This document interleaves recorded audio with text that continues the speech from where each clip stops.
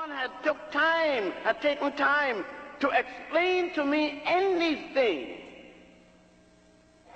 about the Greeks coming to Egypt and to Nubia and to Ethiopia, depending on who they were, to receive their earliest education, those who had not gone to a little colony, a little enclave in what was then called Lebus, now called Libya, to receive their first glimpse into education taught by Africans. Let us just, for example, cite one. And that particular person would be Hippocrates. And I'm sure that you heard of Hippocrates. And when you consider that Hippocrates wasn't born until 333 BC, or before the Common Era, yet in your education you were told that Hippocrates is the father of medicine.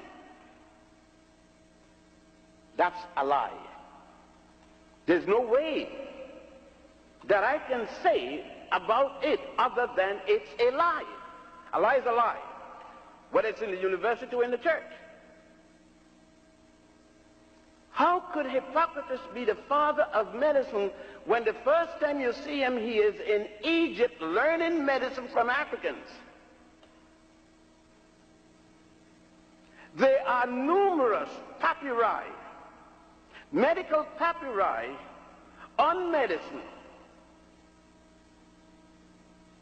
The nearest to Hippocrates is at least 1,300 years before he was born. For example, we have what is known as the Hetus papyrus, the Ebers papyrus, and now the so-called Rockefeller papyrus, the Edwin C. Smith papyrus. All of these papyri go back to as early as 3100 BC.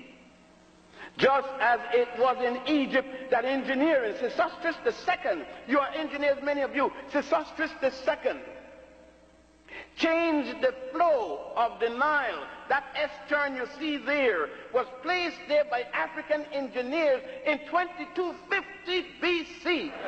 Oh yes, you have been told a lot of lies. No other way to talk about it. And those who teach them, if in fact they did any research, must know their lies. You see, you have been taught by Alex Haley and others that your history started in the slave trade. But you went into Spain, which was then called Iberia, Spain and Portugal and southern France, as conquerors yourself in 711 under the leadership of Tariq, for whom the Rock of Gibraltar is now named Gibraltariq.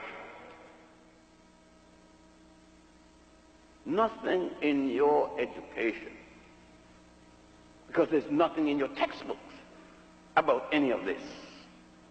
I hadn't known that the Africans called Moors had ruled Spain from 711 until 1485.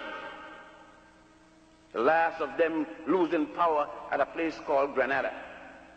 And all because I have made my mind that my people aren't to be taught that they come out of drop out of the sky as slaves and were slaves. And every time you see a movie from Washington, D.C. or anything, whatever the period, the only time you see us, we are slaves.